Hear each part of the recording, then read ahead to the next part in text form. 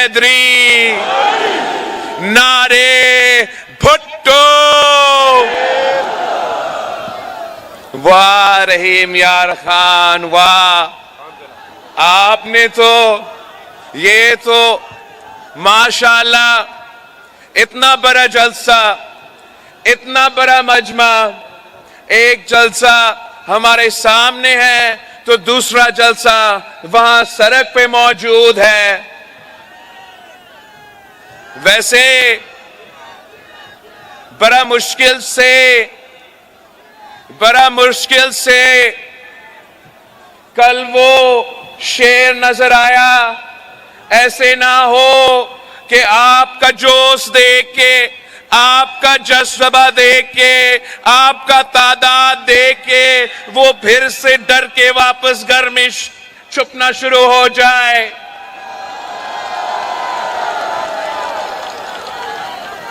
साथियों, मुझे बहुत खुशी हो रहा है कि मैं एक बार फिर आपके पास आया हूं, आपके दरमियान खड़ा हूं, और मैं खास तौर पे पंजाब की सरजमीन पे खड़ा हो के, मेरा वसेब के सरजमीन पे खड़ा हो के लाहौर को सियासतदानों को एक पैगाम भेजना चाहता हूं कि हम इंशाअल्लाह ताला डरने वाले नहीं है, घबराने वाले नहीं है, पीछे हटने वाले नहीं है।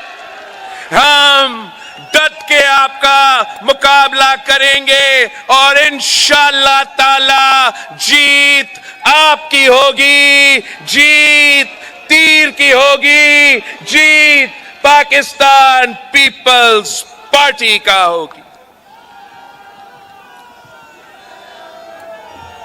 साथियों, सिर्फ पाकिस्तान पीपल्स पार्टी ये इलेक्शन अपना मंशूर पे लड़ रही है। बाकी सियासी जमातों के पास ना मंशूर है, ना नजरिया है, ना एहसास है, ना फिक्र है कि आप कितना मुश्किल से गुजर रहे हो, मुल्क का कितना नुकसान हो रहा है। उनको अगर फिक्र है तो सिर्फ ये कि वो चौथी बार किसी ना किसी तरीके से उस कुर्सी पर बैठना चाहते हैं।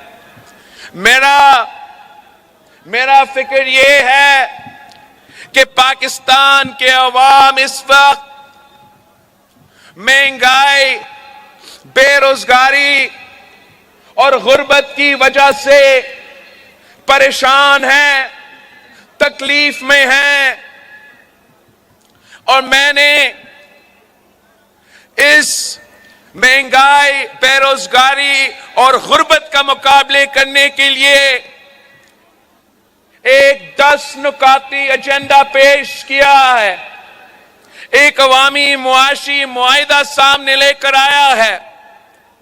और पहले अगर हमने इन तमाम 10 नुकात पे अमल दरामद करना है तो इसके लिए जो फाइनेंसिंग होता है, जो पैसा होता है, उसका बंदोबस्त करना पड़ता है।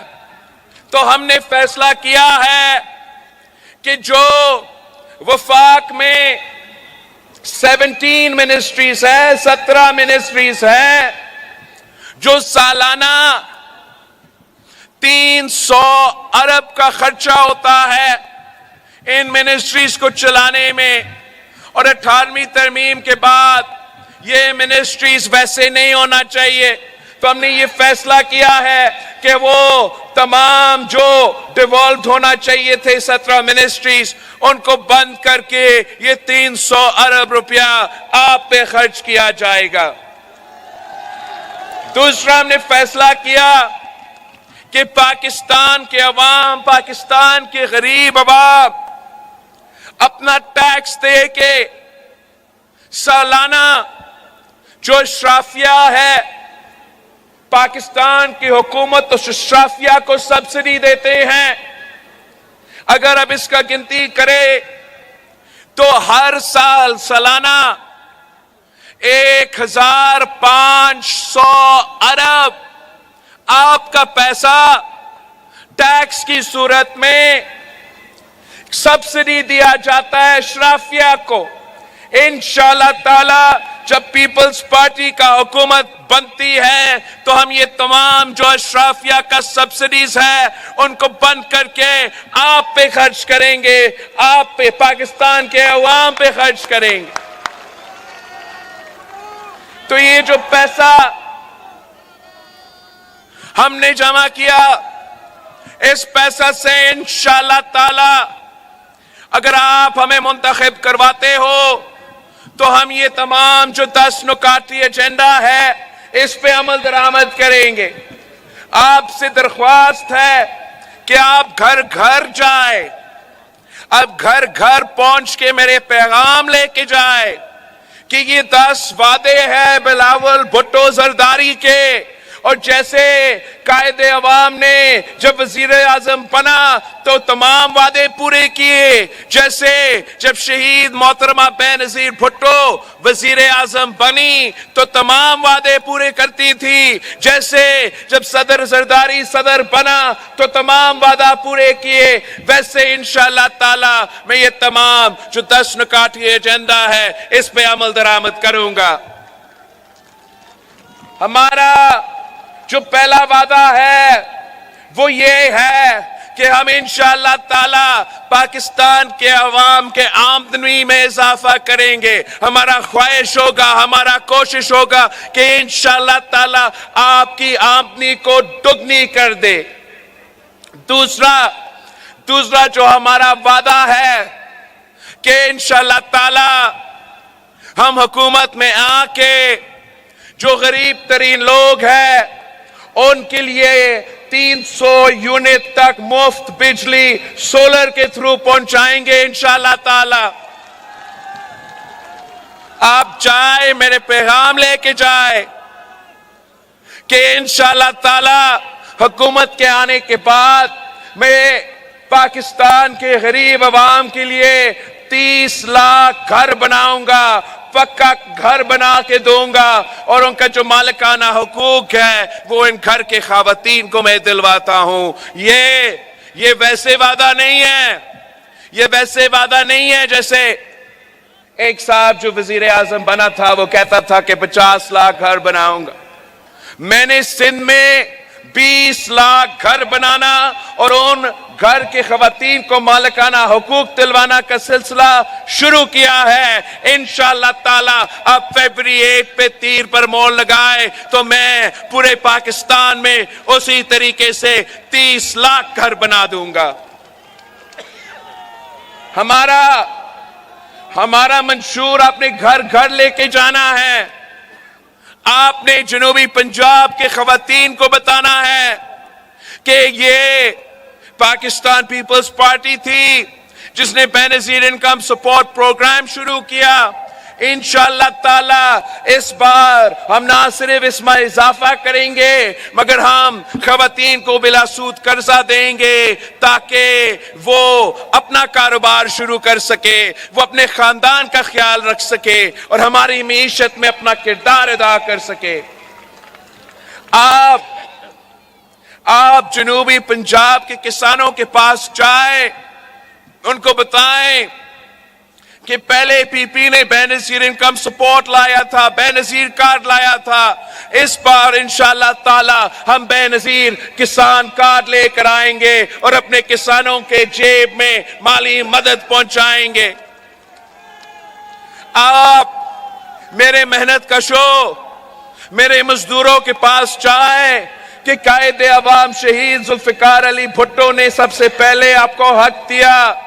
इस बार अब पाकिस्तान पीपल्स पार्टी के साथ थे, हमें मुंतखब करवाए तो हम बेनजीर मजदूर कार्ड के थ्रू इंशाअल्लाह ताला मजदूरों को उनको मेहनत का सिला पहुंचाएंगे, उनको माली मदद पहुंचाएंगे, उनको उनका हक पहुंचाएंगे।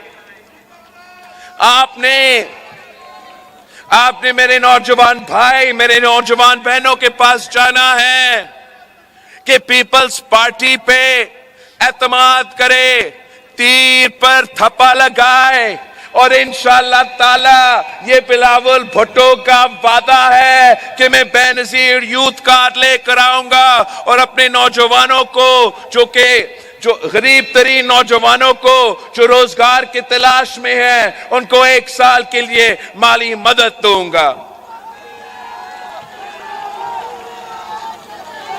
मेरा ये कायदे अवाम का ख्वाब था, ये शहीद बीबी की ख्वाब थी कि पाकिस्तान का कोई बच्चा भूखा ना सोए, पाकिस्तान का कोई शहरी भूखा ना सोए। तो इस भूख का मुकाबला करने के लिए इंशाअल्लाह ताला मैं यूनियन काउंसिल की सतह पर भूख मिटाओ प्रोग्राम शुरू करूंगा ताकि हम ये ख्वाब को हकीकत में तब्दील कर सके। साथियों, ये मेरा मंशूर है, मैं इस मंशूर पे इलेक्शन लड़ रहा हूं, मैं आपकी तरफ देख रहा हूं, मैं अवाम पे एतमाद कर रहा हूं, मैं कहीं और नहीं देख रहा, मैं किसी और से नहीं मांग रहा, मैं आपसे आपका साथ मांगता हूं। अगर आप हमारे साथ देते हो, जैसे आपने कायदे अवाम के साथ दिया, जैसे आपने शहीद मोहतरमा बेनजीर भुट्टो के साथ दी, तो इंशाअल्लाह ताला दुनिया की कोई ताकत आपका रास्ता नहीं रोक सकता। पीपल्स पार्टी का मुकाबला किसी सियासी जमात से नहीं है, पीपल्स पार्टी का मुकाबला किसी सियासतदान से नहीं है। हमारा मुकाबला इस गुर्बत से है, हमारा मुकाबला बेरोजगारी से है, हमारा मुकाबला भूख से है, हमारा मुकाबला महंगाई से है और आपकी मदद के साथ इंशाअल्लाह ताला हम कामयाब होंगे, आपके ये तमाम मसले का हल निकालेंगे।